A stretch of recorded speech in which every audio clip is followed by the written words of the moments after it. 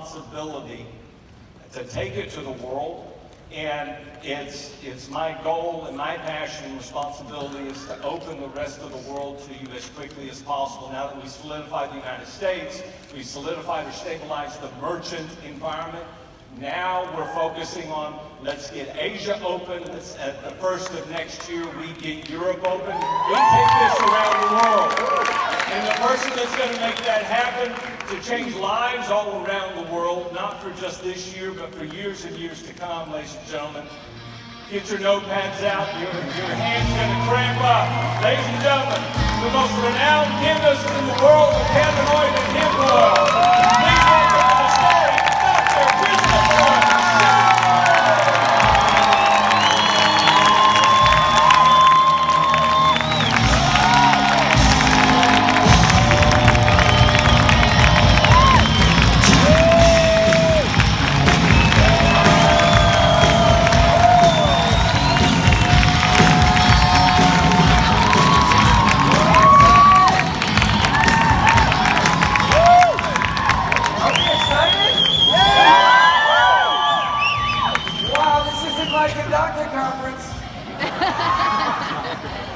This is way more fun. Way more fun. Well, you gotta give me a lot of energy. You know, I've been on the road for 5 weeks now. I'm a little tired.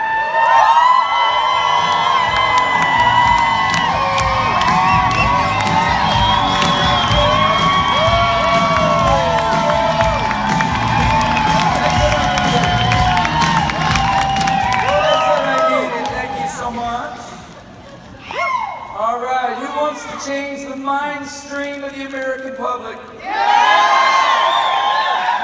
who wants to take that and change the mind stream, the beingness of the whole world? Now you can't change people's minds, but you can calm them down and make them restful in their skin, and you can give them the space to do that. And that's what we're doing with this product. That's why it is so fundamental. That's why it can do so many things.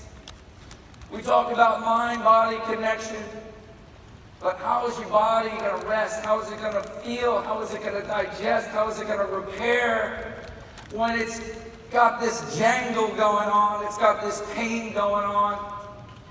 Our football players describe that pain because they've been there. They have that head rattled. They have that inflammation in their brain. They know what that's like.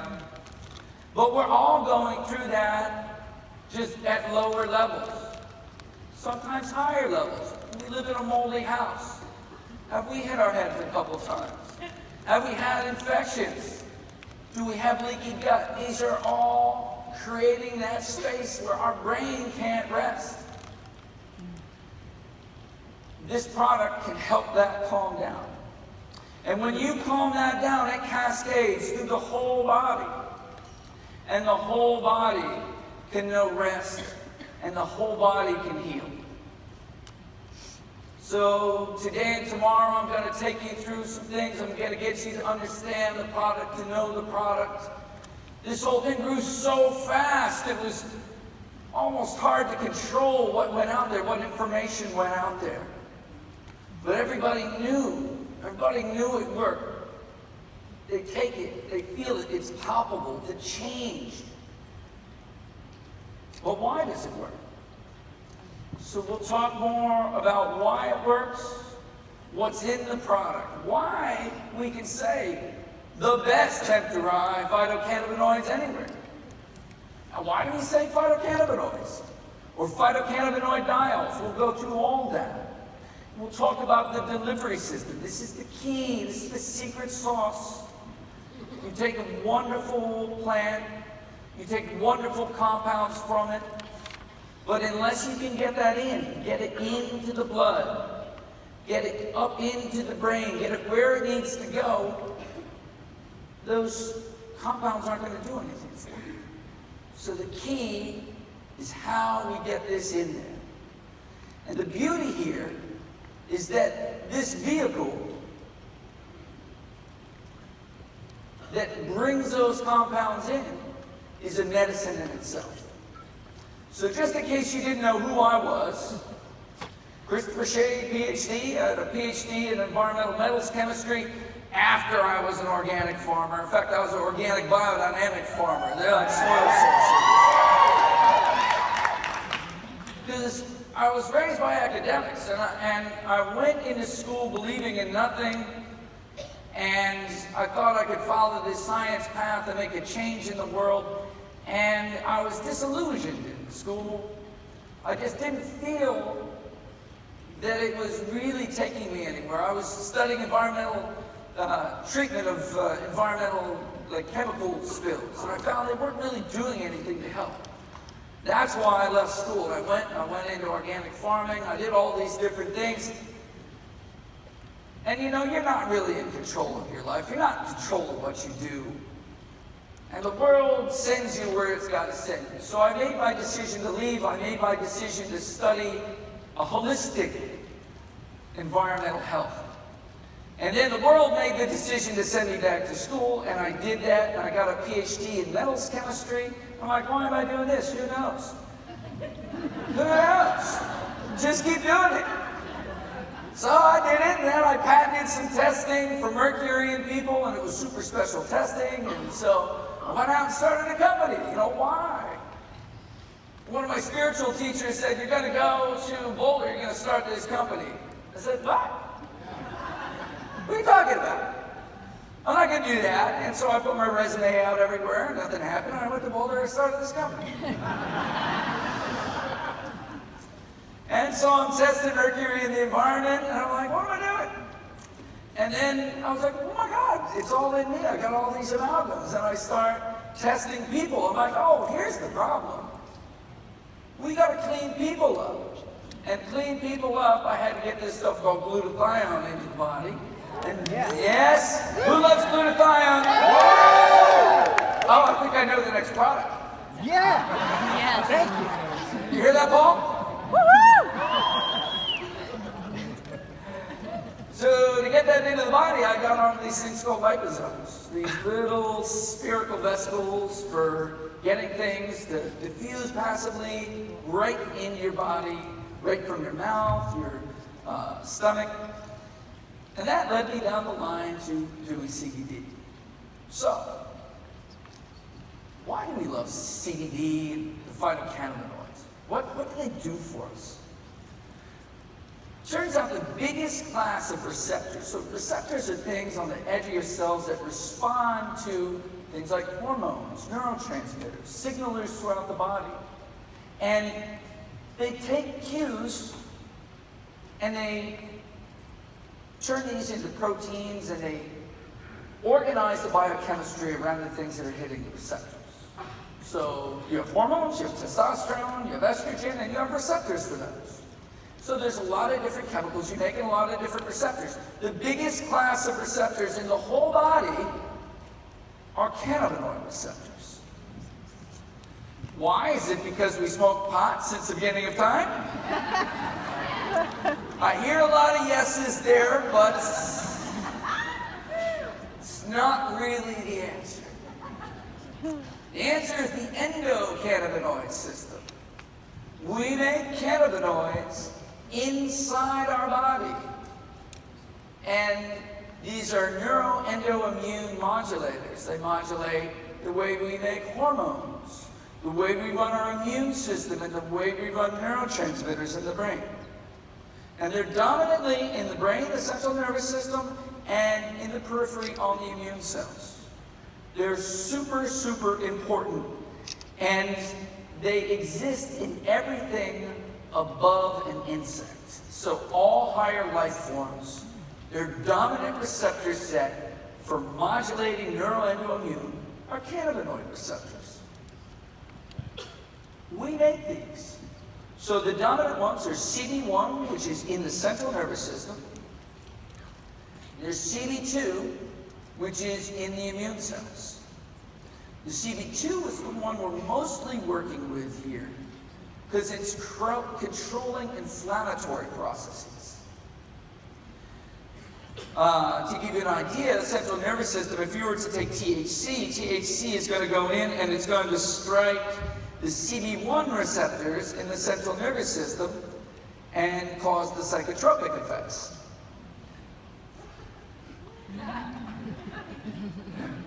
I didn't say that. Now, if you have CBD in there too, the THC is going to be split in its roles, and it's also going to address the CD2 receptors. And the CD2 receptors are the more important ones for all the therapeutic benefits. There's also other ones. There's the, these are funny ones. TRPAs and TRPVs, these vanilloid receptors, transient receptor, potential vanilloid receptors. These are other ones that they're starting to find, and these are associated with pain and itch on the skin, and why CBD is good for a lot of topical rashes of pain. So there's a whole system that cannabinoids fit into. Now, CBD does not directly attach to these receptors. If something attaches to a receptor, it's called an agonist. And if something blocks a receptor, it's called an antagonist. So CBD is not an agonist for either receptor, but it's a modulator of the receptor. It sets it up. It sets a stage where our endocannabinoids or other plant-derived cannabinoids are given a balanced approach to the cannabinoid receptors. So a lot of people, one of the things that we have to dispel as a myth is the idea that THC is required for, quote, activation of the CBD. THC is not required for activation of CBD. And the reason is that CBD is modulating what your endocannabinoids are doing, and it's increasing the endocannabinoids. So first, let's look at the endocannabinoids. The first one is anandamide. Who knows what the word ananda means? I love you guys. You know how many doctors know what ananda means? Well, for Santa Monica, maybe they know, but in Missouri, they don't. So ananda means bliss, and this is the bliss molecule. It was first identified by the great Raphael Mechoulam. Now, if you guys, just a couple of things I'm going to give you along the way. Like, if you guys are going to be good cannabinoid salespeople, you have to know a couple of things, and you must know that man's name, Raphael Mechoulam. So St. John the Baptist of cannabinoids.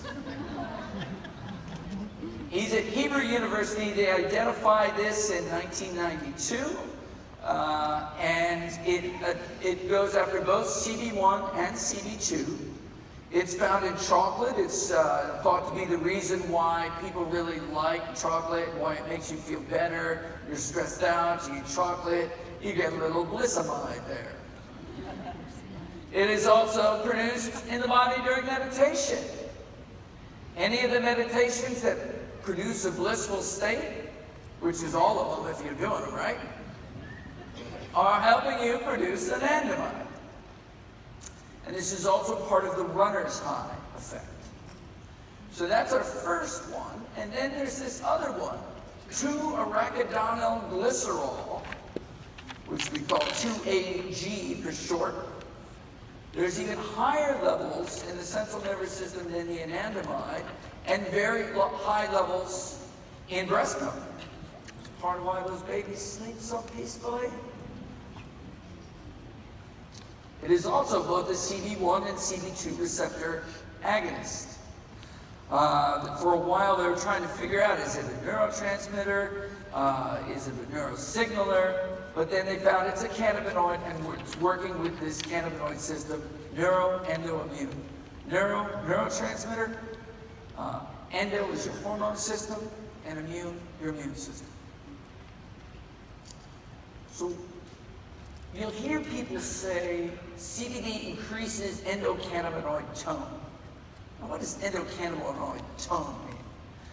All right, so sorry I don't have a laser here, but over on the left you'll see about in the middle 2-AG.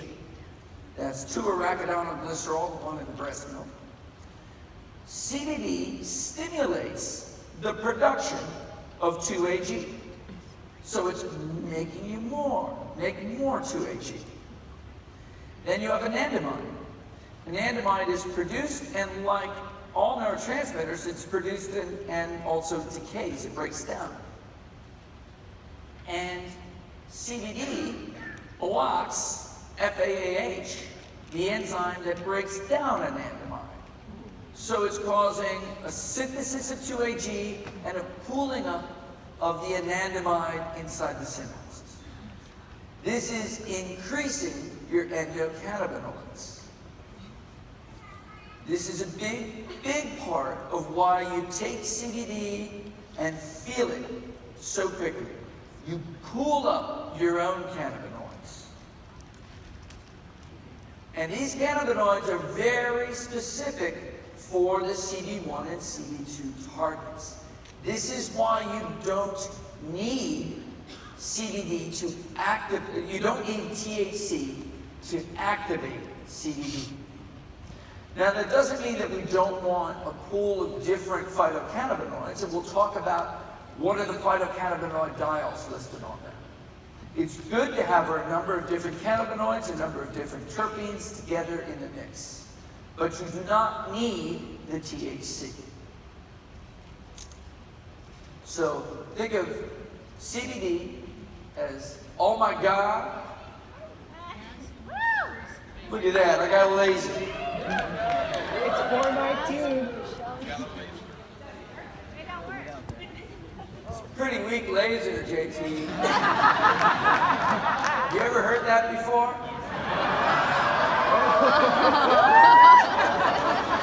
Sorry, JT.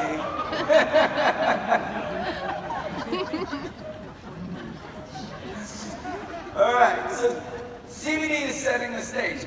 When it comes to THC, they talk about, as I said before, CBD is modulating the way that the receptors receive the cannabinoids. It sets up the stage for them. But you are making the dominant agonist, the anandamide and the 2-AG. Second reason you don't need the THC as part of the whole healing of CBD, gene transcription modification. Big word. And we'll talk more about that tomorrow. Tomorrow is going to be more sciencey. Today is going to be laying out the stage. So, when we're talking about the brain and we're talking about neuroinflammation, it's really easy to talk about CBD. Tomorrow, in fact, on the next slide, we talk about neuroinflammation there, brain on fire. And in neuroinflammation, in that little cyclical diagram on the right, there's something called a microglia in the brain. It's an immune cell in the brain, and it's not supposed to release pro-inflammatory compounds, but certain things signal it to do that. And then on the right is a neuron, the nerve cell in the brain. And the microglia attacks the nerve cell with pro-inflammatory compounds, and then the nerve cell fights back. Even though these guys are on the same team, they start a little war with each other. And that induces neuroinflammation. Now, CBD is able to change the way we create things in our brain. So, when we talk about genes, genes are just potentials. Genes are information that we have to make things. It doesn't mean that we will or will not make them. Certain cues modulate what things we're making at one time. And CBD goes into the brain, and it turns up a number of genes that are beneficial genes, including genes that make glutathione. Who loves glutathione? Woo! And we can start getting more and more esoteric with the things that we're inducing there. But the glutathione family, all the things that work with it, all come up together. That's antioxidants, detoxification, protein repair. All that goes up. At the same time, it turns down a whole set of genes that are pro-inflammatory. There are many triggers that make us go out of hand in inflammation. And CBD tamps that down, turns up the glutathione system, lowering inflammation in the brain, which is then sealing up the blood-brain barrier. And at the same time, it's modulating those cannabinoid receptors and making more anandamide and 2-arachidonoglycerol. So when I say it sets the stage, it's setting the stage in the way it modulates the receptors and makes them receptive to the endocannabinoids. It's setting the stage in the way that it builds up the pool of endocannabinoids. And it's setting the stage in the way that it turns up the glutathione system and turns down all the inflammatory processes. Wow. Wow. Can you repeat that to your downline? Yeah. We'll make a little video. And you're going to say, listen to this.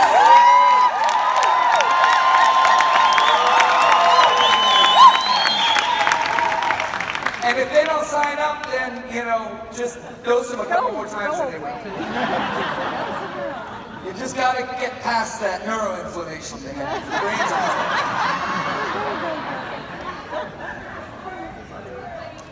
Squirt, squirt, pass. No, pump, pump, pass. Magenta hamsters.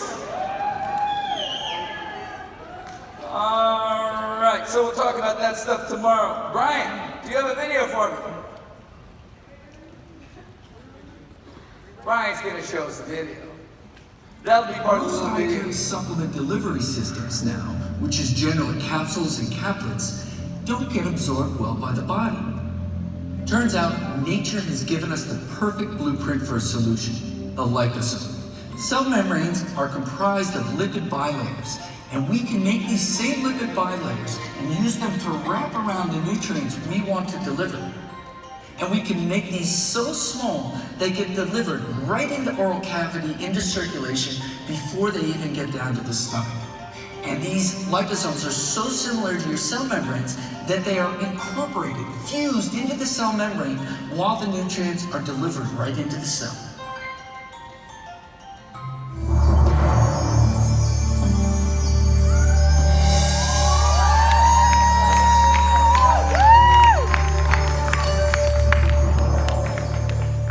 Video's worth a billion words. So we'll give you that one too, because it's really good to visualize these.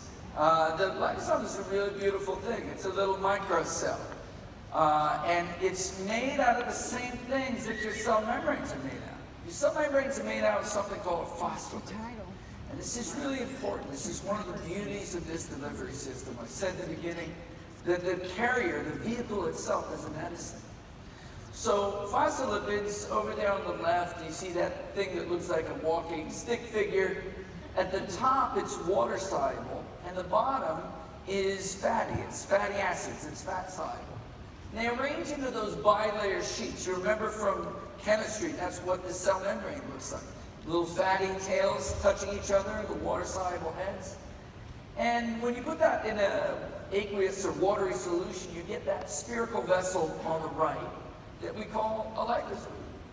And so it's like a little cell, and we can make them small enough that they'll diffuse right through the mucous membranes in your mouth, your esophagus, stomach, upper GI tract, and carry something right into solution. Carry your nutrients right in.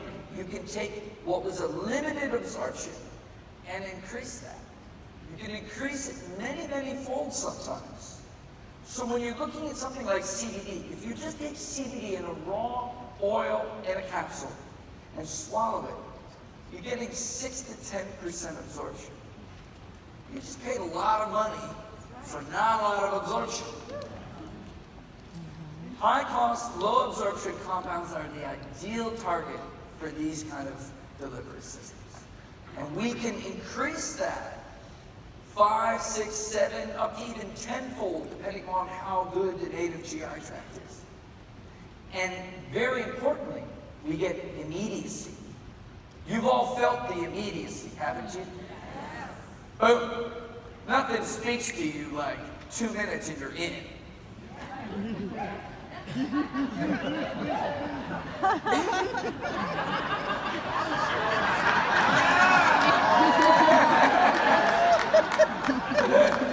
Next slide, please.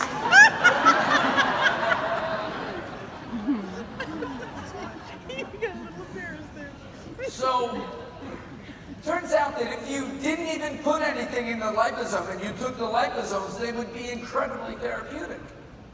And in fact, we make products that are just tons of phospholipid, because phospholipids making up the cell membranes are a huge deal. And it's not just the cell membranes. If you want to speak eloquently about phospholipids, look up Bruce Lipton's work on epigenetics and membranes. So Bruce says that the real intelligence of the cell is not in the nucleus. That's just the library that holds all the books that have all the coding for all the things that we could do. But it's the membrane that reads the environment and decides what's appropriate for the resources we have. What should we do given where we are now? And when those membranes are damaged, this signaling starts to go down. Communication, cell-to-cell communication, and communication inside the cell, having that work right demands healthy cell membranes, which demands healthy phospholipids. You see all of these things on the outside of the cell. All these structures there are involved in this intricate web of cell-to-cell communication. So when you're taking the phospholipids, you're feeding your cell membranes. The phosphatidylcholine in those lipids goes into the membranes. Or in your brain, it can be used to make acetylcholine. But the story on the membrane goes farther than that. What people often miss are the membranous organelles. So you remember the term organelle. So in my body I have organs, heart, lungs, liver. In the cell I have organelles. And all of the important organelles are made up of membranes. And because the membrane sets a charge difference, there's a separation of charge there, like an electric, it's like a capacitor. And that energy is used to drive enzymatic reactions. Here we have the mitochondria. What do the mitochondria make for us? Energy. ATP. God, you guys are good. They make all of our cellular energy to drive all our reactions. On the left, you have a healthy mitochondria, and in that wound up structure in the middle, that's a membrane. That's a bilayer membrane. And it's housing the electron transport chain that's decomposing your food and bringing it together with oxygen and spitting out ATP. And the green dots coming out of it are ATP, and going off the side is a little bit of red dots, which are free radicals. A healthy amount of free radicals. But on the right, where they damage the membrane, now you can't tie together and thread the needle of those different reactions in the electron transport chain, and instead of making energy, you make free radicals. That's chronic fatigue. That's worn down, foggy system. And one of the oldest therapies for fixing that is phosphatidylcholine therapy, taking a lot of phospholipids to rebuild those membranes. Now, people know mitochondria, but not many people know the endoplasmic reticulum. That's my favorite organelle. Why is it my favorite organelle? 2 minutes and you'll know. Over there on the left, that's the steroidogenesis chart. Cholesterol going down through all these transformations is going through membrane-bound transformations. The pink bars are where the transformations are in the mitochondria, and the green bars, they're in the smooth endoplasmic reticulum. So all of our sex hormones and glucocorticosteroids are made through transformations on those membranes. And when you feed phosphatidylcholine into the system, you feed those membranes. And there on the left is a picture of the green, you have mitochondria, the yellow at the endoplasmic reticulum, and the bottom left is the Golgi apparatus, also a membrane. And now that they find that they're made, and they all hang out, they touch each other, and they talk to each other to unify all these reactions that are keeping you alive. Those are all mediated through membranes. using phospholipids, the same thing that we're making, using to make the delivery system for our hemp oil. And on the right, that's a hepatocyte. That's your liver. Liver totally depends on phospholipids. All right, so we had our first picture of a liposome over on the left, and that was just phospholipids and water. Now this sort of furrier, wilder looking thing on the right is starting to incorporate other surfactants into the membrane so that it can house multiple different compounds, and it can start to do really, really difficult complex chemistry. So now we're getting into really the kind of particles that we make. Now let's look at a couple of other particles. So we talk liposomes, but really, you'll see on the model, this is nano-emulsified hemp oil. So I want you to understand now the kinds of particles there are in the domain called lipid nanoparticles. So lipid nanoparticles are different spherical particles with different compositions made to host different compounds. So on the bottom left, JT, where's my laser? Follow my finger. Water-filled on the left, that's the liposome or liposome.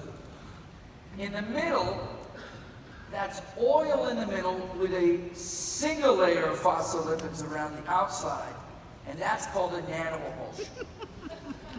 Oh, he's back! Hi, JT! Oh, that one's good. I don't know, that's not that good.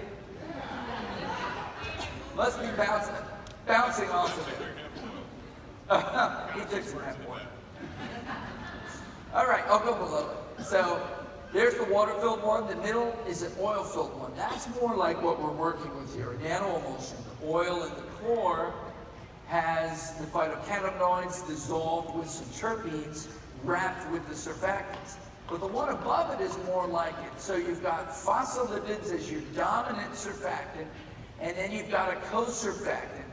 A co-surfactant is another surfactant which works harmoniously with the phospholipids to make a stable membrane. That's the analog of vitamin E called TPGS. We'll talk about that later, what that is and why that's in there. We'll talk about every one of the ingredients. Everything that's in there is in there to make what it is. There is no reason other than that is what makes these particles. It's what makes them hum. On the right, you have that more gnarly one, but this is just to give you an idea that when you really get into delivering a lot of compounds, the particles get more complex than you see them as just a lipid bilayer. So how are we going to get to know these? You're out there in the field, and you have this amazing product, and you're showing it to people, and you're from Ojai, and somebody goes, this other guy here in Ojai, he says like, man, your stuff's not gnarly, or it is gnarly, or something like that, and you know, really he has the quantum magnetic field around it. And then you give a bottle to Chris, and he goes, what is this crap? Oh, it's got a lot of language around it. So we're going to teach you how to visually assess some of this stuff. So the easiest way to characterize these particles is by size. And here, smaller is better. And so visually, you see on the right, you see those, each one of those is a lipid bilayer. The top, the MLV is called a multilamellar vesicle. So you see a bilayer, and then there'll be a water layer in between, and a bilayer, water layer, bilayer, and then a water core. Down below it is called a large unilamellar vesicle, and then on the bottom, the small unilamellar vesicle. So lamella is a layer. So unilamellar is one layer versus multilamellar, multi-layers. What you guys have is at the bottom, a small unilamellar vesicle. The upper two, the large unilamellar vesicle, those I said 100 to 300, but those are really 2 to 400 nanometers usually. And they look like milk. You shake them up, and they look like milk. They're white like milk. And then at the top, you have the multilamellar vesicles. When you see those are thick, they're like a paste. You ever had like Live On Labs vitamin C, that'd be a multilamellar vesicle.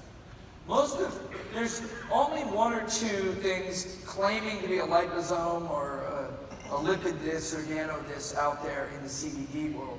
And both of them are large unilamellar vesicles, if they're vesicles at all. I'll show you a picture of one of them. See, when I started showing you pictures of going from just phospholipid bilayers into having multiple components in the membranes, that's because just lipid bilayers cannot house cannabinoids. It is chemically impossible. Unless you just put a tiny, tiny bit in. And a lot of people are trying to use a standard liposomal format for doing cannabinoids, and it can't be done. And they're just selling you on the dream of the liposome, not the reality. So if you're a know-how, just look at them and say, dream on, buddy. So, let's see where we are in this. All right. Size and uptake. Let's first look at that, and then we'll talk about what the word nano means. So, size and uptake. On the left there, you see those bars, and there's a black and a white bar for each designation. The designations there are size. This was a cell uptake study, and they took a fluorescent compound that doesn't get into the cell unless it was in a liposome. And so they have no liposomes, and then there's no fluorescence. The size of the bar is how much fluorescence there was, and that's how much got in there. The black bars are 15-minute incubation, and the white bars are 60. So just look at the black. So the first is no liposome, nothing gets in. The second is 239 nanometers. That's the low end of anything that you'll find on the market in those white liquids. Little bit gets in. Then you go to 168, then 90, you're starting to get a significant bar. Then 79, 64, and 50. See how fast that uptake rises as you get down below 100 nanometers? That's what we're looking for. The small unilamellar vesicle between 20 and 100 nanometers. Our products are typically, the hemp oils range between 20 and 50 nanometers, which is, well, the biggest bar there's 50. So it keeps going up as you go below 50. And so we're in the range where you get very rapid uptake. That's the immediacy. All right. Now let's take a little sidebar and talk about nano. So a nanoliposome, a nanoemulsion. Nano is a split word in this world. A lot of people are afraid of the word nano because, and there are good reasons, there are many mineral nanoparticles that are used in industry as catalysts. And these can get into the environment, and they can get into people, and they can lodge in the organism and create free radicals in there. They disrupt chemistry, and there's not really good mechanisms in your body to get those things out. These are cadmium sulfide particles, zinc oxides, silver oxides, titanium dioxide particles. This is where nano is a problem. But in lipids, it's not.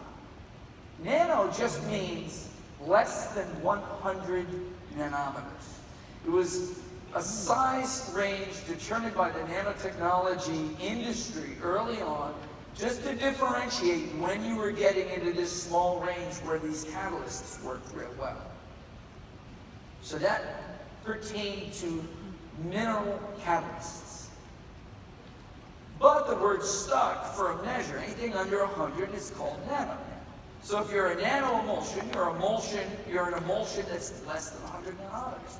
A nanoliposome, you're less than 100 nanometers. So 100 nanometers is 0.1 micrometer, it's 0.0001 millimeters. It's just a size designation. Now, the body is a lipid nanoparticle generator. It does these things. On the right, you see the lipid nanoemulsion. In the middle, a liposome. And on the left is what's called a chylomicron. Notice they look very similar. A chylomicron is what you make in your GI tract and just inside your GI tract. They're little particles that you make to move triglycerides to your cells to use for energy. The outside of them is phosphatidylcholine, and the inside are dietary triglycerides. And their size range, 70 nanometers to 200. As you use up the triglycerides, they get smaller and smaller until you get around 70 nanometers, and then you recycle them. Your body makes these particles. This is not scary. And you have enzymes throughout your body to take those lipid particles and break them, either move them into membranes, break them down into ATP, break them down and use them for acetylcholine. They're called phospholipases. Breaking the lipids, phospholipid breakers, phospholipases. So nano is not scary. That could be another thing. But we use it because we're trying to distinguish ourselves from other products that are far above this range. Now, fortunately for us, and there's a picture of some of our hemp nanoparticles, and that's 20 nanometers about. But fortunately for us, this is a very visual thing. And when you get down to about 100 nanometers, these products go from being clear to going to opaque to going to transparent. Because, and this is kind of a cool talking point, around 100 nanometers, the particles are smaller than the wavelengths of visible light. So light's traveling, and it's got a big particle that goes boom, and bounces off of it, and you see it looks white. But when the particle's small, the wave just sails by. That's why these are transparent. And so if somebody's selling you something that looks like milk and says, oh yeah, it's 85 nanometers, you know it's not true. And I'll show you some examples of that. So let's move to, there's an example. This is a liposome. That's a 70 nanometer liposome right there. And that was put into a centrifuge tube. And we'll see a couple pictures like this. And we put it in a centrifuge, and what that does is speed up time. Because time is gravity working over time, separating oil and water. What are all these? They're essentially emulsions. They're mixtures of oil and water. And when we make them right, those mixtures don't separate like oil and water usually does. Oil goes to the top, water goes to the bottom. So here we're making a salad dressing that never comes apart. So we can put it in a centrifuge and see if it's going to come apart. It's one of the ways we evaluate products. So this one has been centrifuged, and you see it's the same from the top to the bottom. It's transparent. And there's the sizing on it. It's 70 nanometers. Here were some competitors' products, and these weren't CBD. I'll show you the CBD next. This was another product. And on the left there, it's kind of yellowish, and you see there's a thick layer at the top. That's called creaming. Those are broken down phospholipids that go up to the top when you centrifuge. Then there's a sort of transparent area, and then a very thick area at the bottom. So there's three distinct zones in there. That's a very unstable particle. And this guy who was making this was using my marketing literature and trying to say that he was smaller than ours. But you can just look at it and you know it's not. And so when you put it through the laser sizer, it tells you it's 309 nanometers. The one over on the right will look a lot like the products that you see out there that are in these lipid deliveries. Dose of Nature looks like that. I don't know about the Ohio stuff. I haven't seen it recently. It should look like that on the right, though. And when you measure it, it's 324 nanometers. Very big. Very big does not get you immediacy. You'll get some bump in absorption, but it won't be real good. In fact, when we did look at the products out there, 2 different liposomes were brought into us to look at for CBD, and one of them had about 30% of what it was supposed to have, and the other had 50%. So when you don't make these right, they'll often separate. And then when you're bottling them, you'll lose a lot of the CBD. So I'll show you an example of a product that's not made right. So on the left is the Prime My Body hemp oil, nano-emulsified, totally stable, top to bottom. And these will be stable like that for over 2 years. On the right, elixinol. I wasn't supposed to say that.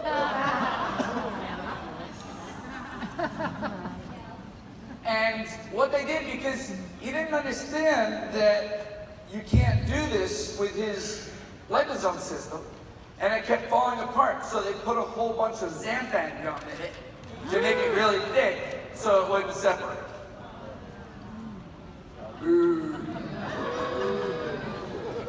And then you put it in a centrifuge and it splits into 3 distinct levels. Like, he made it so easy for me.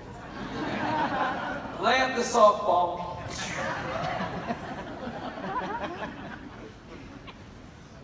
So, it's a couple of years before anyone had anything good. So that's really good for you. You have no competition.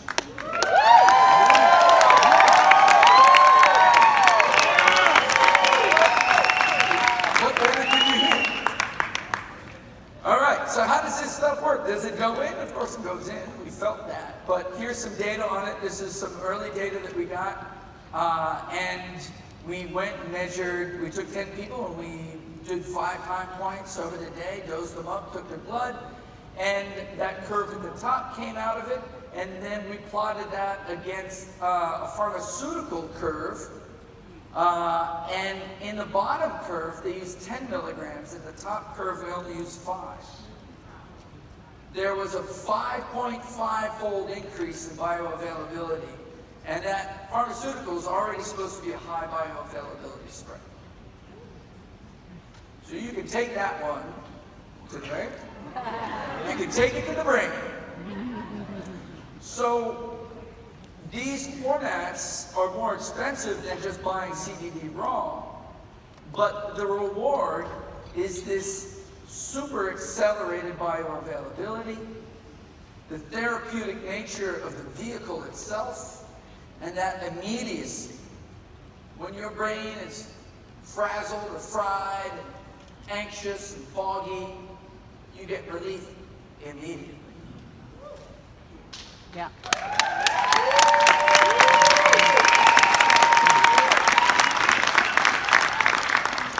All right, so let's talk about the ingredients. So people ask me all the time, let's start with ethanol. Yeah. Because we'll be going out after this. Yeah.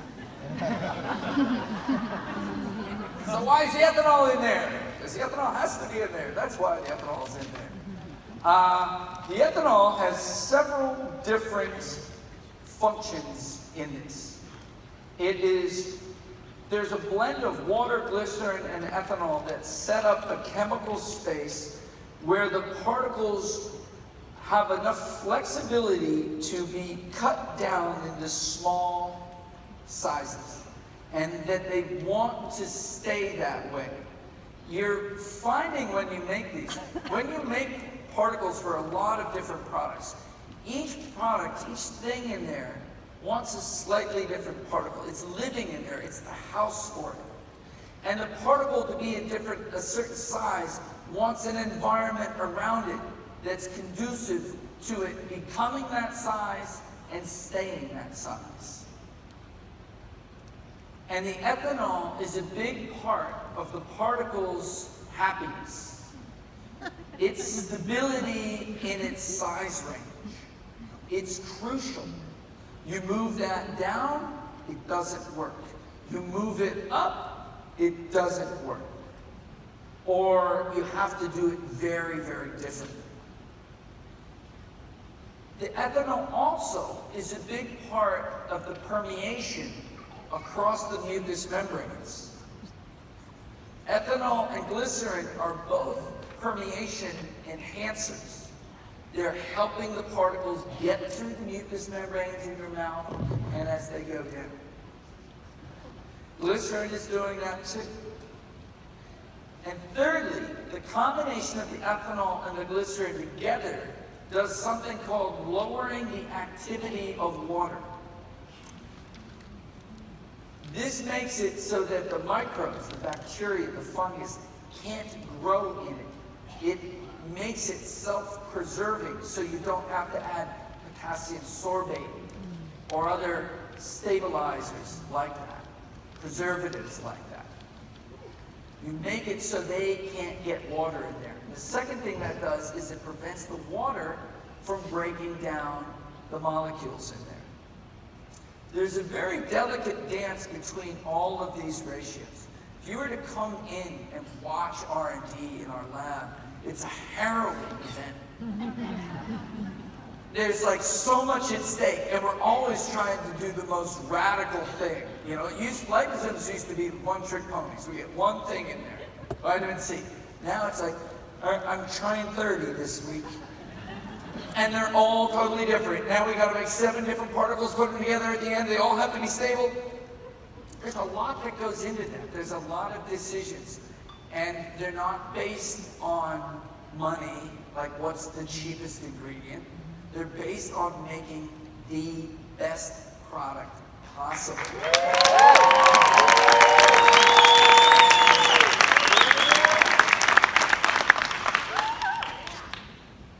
So, let's talk about some other ingredients. Do we have to? Yeah. All right. Orange oil. Why is there orange oil? Ew, it bites. It burns me a little. I don't like it. Up one. The orange oil is part of the particle. Remember the particles that have like an oily center? That's actually part of the oily center. It's a great solvent for cannabinoids. And so it's an intimate part. You know, it looks simple, like, oh, there's this oil in the middle and there's a layer of phospholipids on around the outside, but it's actually layer after layer after layer after layer of these things organizing according to their natures. Everything in there is important. And limonene is the main component of the orange oil. Limonene, look it up. Just Google limonene or go into PubMed and look at it. They'll talk about it being an NRF2 upregulator. It's turning up all of your antioxidant detoxification genes.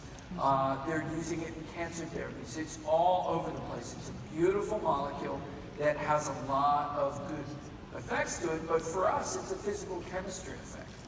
And it's also one of the major terpenes found in cannabis and has some synergistic effects with the cannabinoids. The phosphatidylcholine is from sunflower. We used to use soy. Everybody is so afraid of soy. But the grades of phosphatidylcholine that we get are so high. They come into us, raw lecithin is like 15 to 20% phosphatidylcholine, lots of other junk.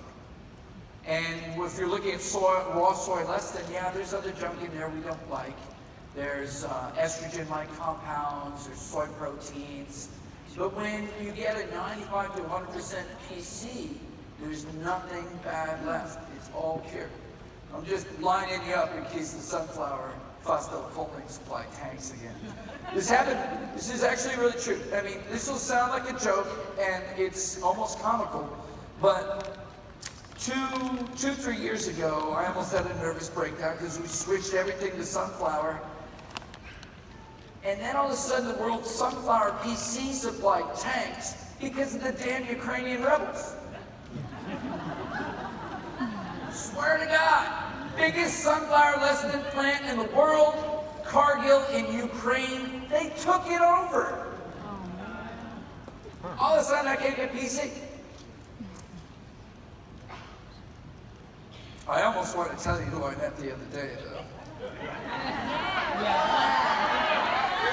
It was so exciting! I'm at the bar. last week at Institute for Functional Medicine conference, and I start talking to this guy, and lo and behold, he's making PC from hemp seed oil.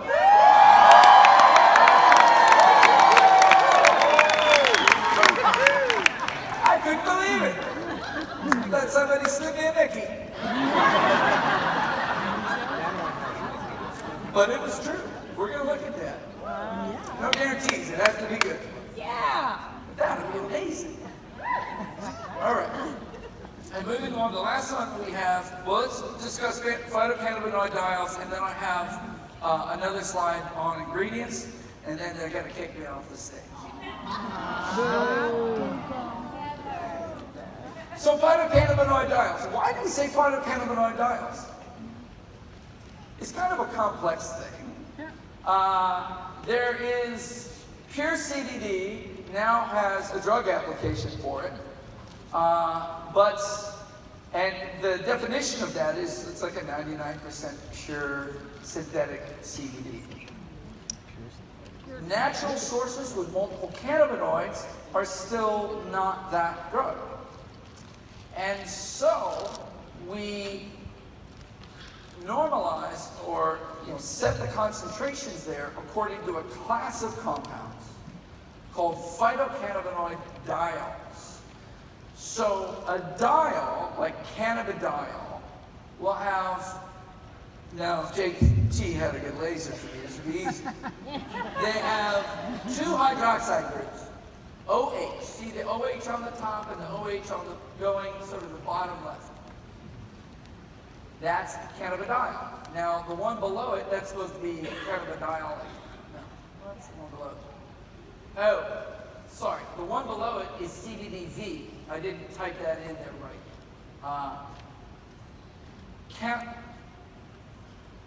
Cannabidiol, CBDV, also is a diol. You see the 2 hydroxides, but a shorter carbon chain.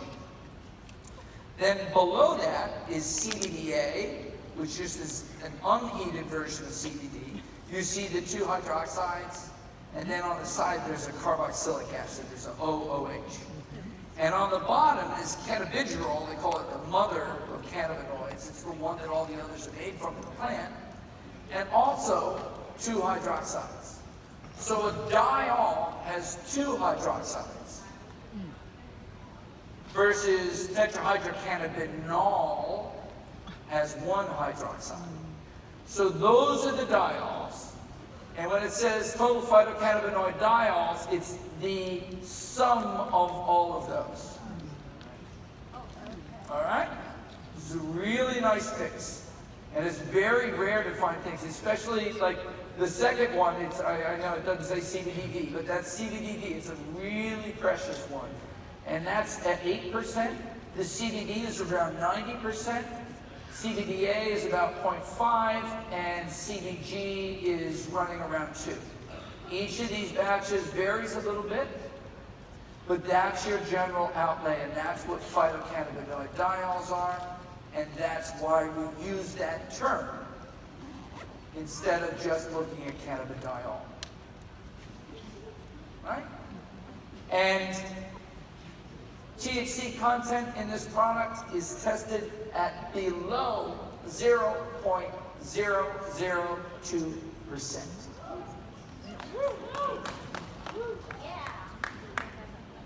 THC free. That is a big deal. Yeah.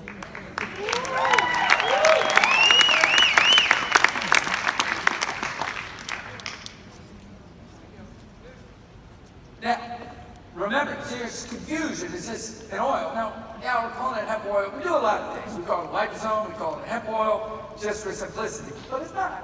It's a nano-emulsification of hemp oil. Remember, the CBD is in that particle, and down in the container down there, those particles are dispersed in the water, glycerin, ethanol matrix. So if somebody asks, well, what percent CBD is your hemp oil? That's not what you're talking about. You're taking an oil that the sources are between 60 and 80% CBD. You're putting it in those little nanoparticles, dispersing those into water. The net final solution is 0.8%. Don't get stuck talking about what percent CBD your product is. That's a non-discussion. That's like putting CBD and MCT and diluting it out. You're just making it, because otherwise you'd be taking this like tiny little bit. You're only, what's your dose? 6, 12, 20 milligrams max. That's a tiny amount. You need it dispersed into something, and we're dispersing it into something that has super high uptake. All right? Now, back to ingredients. And this is these are ratings from the Environmental Working Group. I know it's a little hard to read that. But these are the different ingredients. And the Environmental Working Group is a great group that looks at ingredients and cosmetics and foods and rates them according to their hazards. How toxic is this thing? And it's a 1 to 10 scale, where 1's the best rating and 10 is the worst rating. And so we put, and you're gonna see more liposomes and emulsions come out of cannabinoids, and you want to look at what are the qualities of these things. So at the top is phosphatidylcholine. Phosphatidylcholine, when it's a purified one, like the 90% source that we're using, gets a ranking of 1, the safest there is. And on the right, I have the dollar value. It's very expensive. It's 30 to 40 times more expensive than raw lecithin. Below that, vitamin E TPGS. I come to find that in the vitamin industry, they just call this vitamin E. I used to call it what it was, vitamin E TPGS, tocopherol, polyethylene glycol, succinate. Now, people get worried about that because there's polyethylene glycol attached to vitamin E. But as with all things, danger or lack thereof is a matter of quality. Polyethylene glycol, it turns out, is not a problem. What is a problem with things like polysorbates, like polysorbate 80 and 60, and other pegs like pegylated castor oil. The problem with them are the impurities in them. There are things called dioxanes, which are carcinogens in cheap pegs. Now, TPGS was made for children that lacked bile production. That's called cholestasis. Cholestatic children could not extract vitamin E from food, and they would eventually get incredibly ill from vitamin E deficiency and die. So they made a water-soluble vitamin E so that they could drink that and absorb it in the GI tract. It was already emulsified for them, like the bile salts would do. Now they, to restore their status, were taking between 4 and 6 grams of this pure TPGS per day, sometimes for up to 2 years. To have a safety profile worthy of doing this, they had to get the most expensive grades of PEG to do this.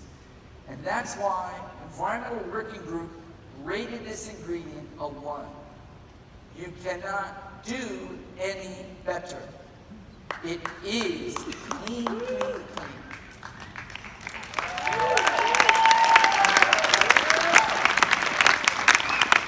And even good friends of mine have to ask that. We're used to trigger words, like soy, a trigger word, PEG, a trigger word. But trust me on the sourcing of all these things. I mean, even you compare that right below that, raw lecithin is a 3 to 4.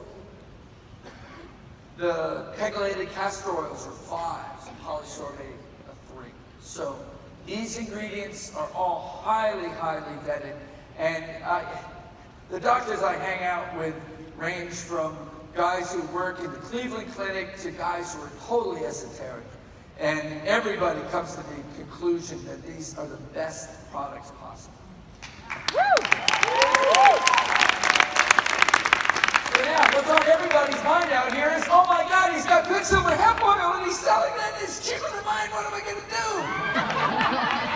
Wasn't that on your mind? Yeah. Yeah. Well, what did I do? I made you a better product.